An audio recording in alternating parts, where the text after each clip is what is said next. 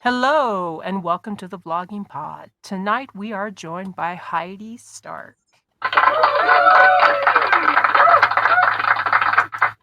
Welcome to the room, Heidi. How are you this evening?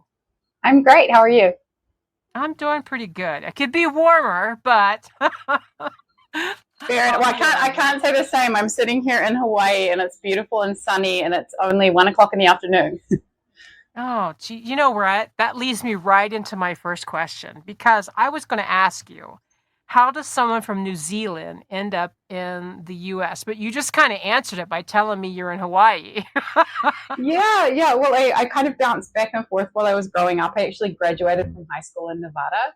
Mhm. And after some time back in New Zealand and in Canada as well, I ended up back here. And Hawaii is newer for me. I spent a lot of time in Washington, D.C., but then California. But Hawaii's been about a year in the Okay. making. And it's somewhere that my mom used to be obsessed with growing up. So we'd come on vacation. So it's like a second home for me. Nice. Yeah. Nice. I've always been fascinated with New Zealand. My husband's family, his grandparents were Norwegian and they immigrated. So I've always been kind of fascinated with the whole, you know what I mean? Because Yeah. the whole lifestyle. So what exactly made you do the move? It was a combination: family, work, school, all of the things. Hawaii was more, I just kind of had this opportunity in my life to move somewhere. And just again, Hawaii being like a second home. And I think I'm getting as close as I can to New Zealand without actually like leaving the United States. I'm just creeping slowly closer. Yeah. Right. Right. Well, your accent is brilliant. I love it. Well, thank you. You're welcome. Um, so now I've been doing a little information, doing a little research like I like to do. And I'm just going to generalize it from one version because we know when we talk about how many titles you have, that can include from ebooks to Audible to paperback. But according to just your Kindle titles, you have 19 books, right? That Published. sounds about right. Yeah. Okay. So tell me what the drive is for you to keep writing to where you have 19 to your name. I really enjoy it. I've written kind of throughout my life. Looking back on it now, I see that it's been a bit of a pattern that I've always come back to it. And now, obviously, it's a full time thing for me. I like getting stories out that I feel need to be told. And like, I'm not always dealing with the most serious subject matter, but I think that, everyone's got some trauma. We've all got some of that, and it can be helpful for people to work through that through dark romance. I like making people feel things in general. So, like knowing that something I write in a book can make someone laugh or cry. I feel bad making people cry, but it's making them feel. Just kind of being able to like have people immerse themselves in another world is something I'm really passionate about. I kind of understand that. Even if someone totally hates it, okay? Yeah, Um the fact that they read the entirety of the book and it moved emotions, even if they're just like throwing tomatoes at me, but they read yeah, the entirety. So, in order to do that, you have really got to be a good writer to invoke passions in such a way. I mean, people might not have liked your portrayal and they might not have liked that it was ended in the fairy tale romance, but right. still, you to invoke feelings of that much passion. I mean, I have to tip my hat to someone who can do that. Yeah, it's really rewarding when you can. And like you say, like sometimes the feeling they might have towards the book is not great, but that's okay too. And I think that making people be able to feel whatever that emotion is a powerful tool. Oh, yes, it is. So now you have 19 books. When was the first year that you published your first book? It was a couple of years ago. I want to say 2022. Um, I just decided I'm a reformed HR person, shall we say? And so I was in my Uh-huh. corporate job, and I was writing. I was dealing with some stuff that you go through in that kind of a role, and I thought I'm just going to use this as a bit of a cathartic thing and write some billionaire romance that's workplace romance, and they're not professionally edited or anything like that. They are available, but they're just fun and. Mhm. People were coming out and saying this book is an HR nightmare. So I took some joy in that because it was a nice contrast from being an HR person, and it kind of Mhm. grew from there. So that's where it started, and definitely have branched away from that into dark romance, reverse harem, etc. But that's kind of the genesis of it all. Right. So, only 3 years into writing, you've already published 19 books. I Right. mean, how does your time frame work out? I mean, is it just a couple of months and you're right to the next one? Yes, and sometimes, I get multiple ideas at once. I think a lot of us writers, and you probably go through the same thing. You start writing a book, and you have this idea, and then you have this other idea. So there's kind of a constant stream or queue of ideas, and basically just trying to prioritize those and get them out. So I go through a writing phase. I try to focus on the one book and keep my other ideas kind of in parking until I'm ready for those. And then once they go to my editor and my beta reading teams, like that's when I kind of focus on marketing. So it's a constant stream. I do release almost monthly, which is quite frequently, but I just get in the cycle of intensive writing and then hold off while other people are reviewing my work and I'm starting to dream up the next concept. Nice. That's impressive. That really is. I know when I first started, I put out a book every so many months as well, but I got a little stagnant. Fair enough. No, I I don't think it's something I could always do. Like monthly for the rest of my life, definitely not. You do get burnt out, honestly. But at the yeah, moment, it's working, and it will work till it doesn't. And by then, I'll have a decent backlist for readers to keep them busy while I take some time and maybe vacation or something. right. I just went back to a lot of work. I have like 7 unfinished books. Well, 6 now. I finished I know you laughing, but it's true. I started Yeah. one in 2015 and just now published it. Oh And wow. I know. And then you go back and like, what was I thinking when I was writing this? What the beep beep is this? Yeah. So, yeah, I understand that. I my problem is I'll get an idea and I'll drift around. Like I want to, you know what I'm saying? Like you'll get another story idea and you'll start something else, and I still haven't finished something else. And my husband, which is the reason I went back to the books, because my husband said, "You need to finish a series. You need to finish a series." And I'm like, "Well, crap." So I went Yeah. back and finished it. But I applaud, tongue tied. I applaud you for able to do that. Oh, Like I thanks. said, I had a little bit of a stream of it, but I don't know. Life kind of pushed me a little bit out of the, the writing seat a little bit. That's fair So enough. It happens. yes. So let's talk Hearts of the Underworld. Now this is just released in March 19th, if I'm correct. Yeah, so Marco Hearts of the Underworld is a dark mafia romance that's my most recent release. Mhm. And it's going to be part of a series of interconnected standalones that focus on these different characters in the mafia underground. And so, like, starting with Marco as an alpha male mafia boss and telling the story of him and Alessia. So, that's been a cute book. A lot of people say it's a palate cleanser. It's only 191 pages, so it's on the shorter side for my books. Mhm. But it's got all the things like grumpy sunshine, fake marriage tropes, dark romance aspects to it, a lot of mafia, and then of course a happily ever after with spicy scenes thrown in between as well. Nice. So are you're gonna stick around for you're gonna drift around with characters with are mentioned in the first book and then go for the Yes, next? Okay, I yeah, see. yeah. I've already had some requests. There is a one of Marco's men, Luca, is people's number one choice for the next story. So no promises, but it's highly likely he will be the main male character in the second book. Nice. When do you have plans on releasing the second in that? Um, I haven't scheduled it out. I try and hold myself accountable to this release schedule with pre-orders. I have not put it up yet, but I think I'm booked up until probably the next time I could actually like get to it would be August, September. So we'll see. We'll see what the vibes are. I've got a few different things happening in between then and now, and just see what the readers want and what my writing inspiration is at the time as well. Nice. I'm very envious. You seem very organized. It varies from day to day. Well, you seem a lot more organized than I am. I'm be like, "Oh, the sun's out. I must go outside." It's a But good you start. live where it's sunny all the time, so I'm like, I Yeah. don't know how you do it. I would be I'm not what do you call that? HDHD, is that what it is? where I've got attention span problems, but it feels that way sometimes. I'm like, oh, squirrel, like a dog, like, oh, Oh squirrel. yeah, there's a group of us authors that we have a little chat group, and we talk about that. We spend so much time talking about all the things we're doing that are not writing. So it can be hard to kind of hold yourself to it, but a lot of inspirational people around me, they set themselves these, words per day and what have you, and it just kind of reminds me that I need to do the same thing.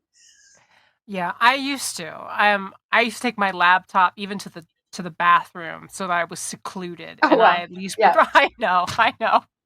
But I rarely have a laptop now. I mean, I have a little one here in my sound booth that works with 2 other computers, but I rarely have just a laptop anymore. I usually work on, you know what I mean, the modems and little things around the other place. You know how now you can get them the size of your hand for a yeah, CPU unit. So, I rarely have one mobile. But yeah, I used to do that and keep track of my word counts, but I am now it's sporadic. You know what I mean? But I'm yeah. trying to get more organized in that. I'm blaming it on my age. I will say Oh, that. I think I'd blame it on just being a writer in general. We're just all like that to some Yeah, extent. I get you. Well, life happens, and sometimes I get preoccupied in what's going around me, and then I lose total focus. So, but that's Fair what I've enough. got Laura. That's what I got Laura for. She like whips and chains me. It's like, hey, what's your word count today? You get at it. Oh, it's awesome to have her on your team. It's great. I know she's fantastic. I don't know what I would do without her. So, for those of us who may not know, let's dive a little deeper into what you have as your basic genre, which is contemporary dark romance author Yeah, specializing in badass FMCs and yeah. morally gray men. Explain that to me. Yeah, so I think dark romance is one of those things that everyone has a slightly different definition, but it does tend to touch on topics that people might find triggering, just the darker side of life. So that tends to be a lot of kidnapping and stalking, sometimes multiple times within the same book. Definitely on the spicier side as well. And so in terms of the characters within that, badass FMCs, I'm looking at people who are strong women, usually have encountered some form of trauma in their past that they're working through. And so we see a lot of development arcs, where a person's really finding themselves and how strong they are over the course of the book. And in terms of the morally grey men, Hmm. it's really about people who might make decisions that aren't necessarily considered the, uh, you know, if you had an angel and a devil on your shoulder, they're going to pick Hmm. maybe what the devil would do. There's a lot of mafia, gangs, kidnapping, all those kind of things, and the spicy scenes that tend to be a little bit more dominant, things like that. But it's funny because I always ask my beta readers, what would you rate this on a darkness scale of 1 to 5? And like literally from my most recent book, I had someone say 1, 2, 4, and 5. So it's highly personal what dark means for every individual reader. Mm. I see. So what made the draw for you? What made this the genre that you were most drawn to? I think it's really interesting. Like someone said in one of the, there's all these Facebook groups for readers and they're so wonderful and people ask for really specific things. And someone said, why don't writers write more like friends to lovers or nice guys, cinnamon roll men? And it's like, because it's really fun to write enemies to lovers and forced proximity and kidnapping. And, you have the action, adventure, suspense, drama, all those things. So I think that I'm attracted to that side of it because you can be a little bit outrageous with these situations. Like I have a whole torture scene that's modeled off a crazy game show, basically, and it was fun to write it. And people have given me really, really interesting feedback. Like some of them were like, "Wow, this is just the most bizarre, incredible scene," and that's fun. And I think you can push the boundaries a little bit further with dark romance, maybe than some other genres. And Mhm. then there's just like as a human being, I may have swear words as part of my vocabulary. You can be a bit more like free and loose with how the characters are as Yes. well in this genre. Yeah, Right. I get you on that. I'm free and loose with some swear words too in my books, so it's yeah. okay. My mother loves that. Well, not really, but she was like, "Wow, there's a lot of liquid language in here." Liquid language. That's a good one. Yeah. That's like flowing in here. Oh, that's funny. Yeah, my grandmother, she's so cute. She's in New Zealand and she ordered all of my books without telling me. And so she gets on Facebook every now and then and she just sends me a picture and goes, "Look what I got." And I was like, "Thank you for your support. Please do not read them." And so she read them all. And I said to her, "Please don't read like the naughty bits, just skip through them." And she said, well, dear, they were kind of hard to miss. So it's always funny seeing your mom and your grandma's reactions to these things. Yeah, my last one, my mother goes, "Is this it? Is that all there was?" Well, yeah, it takes a while for the next book to be written, Mom. No pressure. None at all. Yeah, not at all. So let's talk about your process. I know a lot of people are plotters, like they just plot and plot and plot. Yeah. I'm a little different. Most people are against this, okay, but rarity, I find someone who's like me, and I'm always like, I know we're connected, but it might not be in this case, and that's fine. But Yeah. for me, I never know where the ending is going. It's kind of like I'm reading the excitement, and it's like like, you know what I mean? When you're finally finding that great author and you're following along, you just love the series. I like doing that with my own books. So which are you? Are you the plotter, or are you just you know what I mean, just letting it go and it being a surprise to you at the end? Combination. I definitely started out as a 100%. What do they say? Pantser. Like no Mhm. plot whatsoever. It start the book, see where it goes, Right. and I found that the story was really leading me. And Mhm. that's great sometimes, but it also means there's a high likelihood that I won't end up finishing the book because there's so many ways it Ah. can go, and it gets too exciting. So I try to come up with the starting premise, some key things that will happen through the course of the book, and then have a fairly detailed idea of the ending so that I can hold myself to that overarching, like, what is going to happen to this character over the course of the book. What, do they have an emotional wound that's going to heal, and just to make sure I keep track of that so it doesn't just spiral into some weird space in my mind. Mhm. Right. I I'll be honest with you, I think I'm like that too. When I know the ending, like when you were saying, not knowing the ending can make you pause out. I think I'm the other way of that. When I know the ending, it's hard for me to finish the book. When I've already Okay. concluded in my head how I'm gonna write it, and then I'm like, it feels like it's done. You know what I mean? Like there's no Yeah. more excitement for me. And I have a Yeah. really hard issue with that. But yeah, I can kind of relate. But um so when you do your characters, do they build as the book builds, or do you kind of already have the rough edges about how your characters are going when you first start? It depends, in how central of a character they are, and with Blood and Sand series, so that's my surfing reverse harem series. Um, I went really intensive with the character builds up front. I really wanted to understand their deep motivations, and I knew this was going to span multiple books. At the time I wrote it, I thought maybe two. Now we're up to six, and that's going to conclude the series in June. But that was really helpful in thinking anything from their body language, the way they spoke, um, you know, helping me to put little just Easter eggs in the course of the book that people could pick up on that might come up later in time. Um, but then sometimes if a character is not, sometimes like you say, there's an excitement with not knowing exactly. Like I might know some Mhm. rough sketch of a character, and I get just as surprised writing it as someone might reading it. So it varies. Right. Fair. I understand that. So now your cover work, they're darkly rich. I went through and I looked at all your covers. They're very darkly rich. Now, how does those come about? Do you have full autonomy to that, or are you actually having someone do it, or do you converse with them, or do you do them yourselves? I do them myself, and I was quite surprised by that. It's not something I thought I could do, but I actually get a lot of joy out of creating these. And yeah, I try and make things that are fitting for the genre, but also, reflective of my style. And so quite a few of the covers are discreet. There are Mhm. some with hot men on the front. I know that people like to have an option. Um, but yeah, it's been something that I've really enjoyed. And so when someone says, "Oh, that's a really pretty cover," that's just something that I feel like is an achievement that I didn't expect to have, and I want to keep doing it. And I'm not an expert, but I think that they look. I don't know. I like having them on my shelf, so I hope other people do too. Now, with you doing your own covers, are you self-published or do you go along with a publisher? I am self-published, yes. Okay.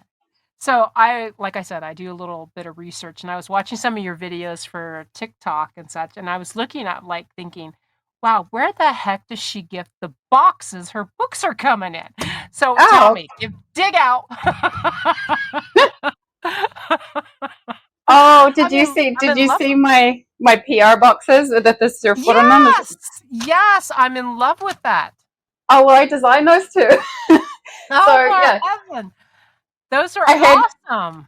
thank you so much. I had so much fun designing them, and it was like, where do I start? And just wanted to go with that kind of dark romance surfing theme for Blood and Sand series, and it translates over from the covers of the books, and really just wanted to bring those vibes into that. And so I've got like a giveaway going, and an application of interest as well for people with bookish accounts to actually get some of those in the lead up to Sea of Redemption. But they're going to be like dark romance, beach theme. I've got some exciting swag that's going to be inside each of them.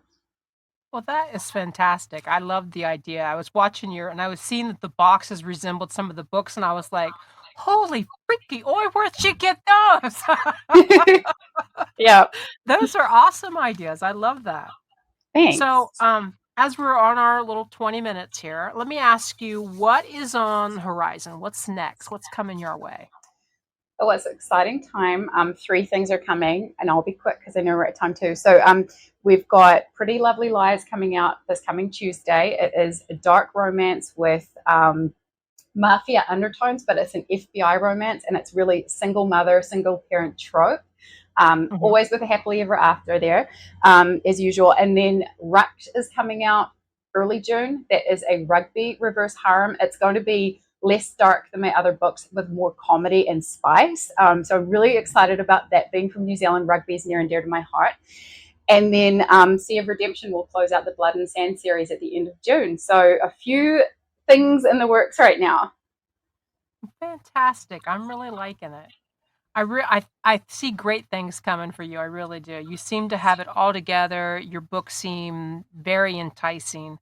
And actually, I put a few in my cart. Ooh, that's always good to hear. Thank you. Yeah, you're welcome.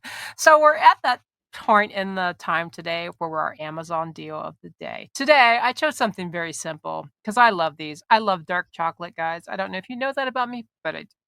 So the York dark chocolate peppermint patties candy ball.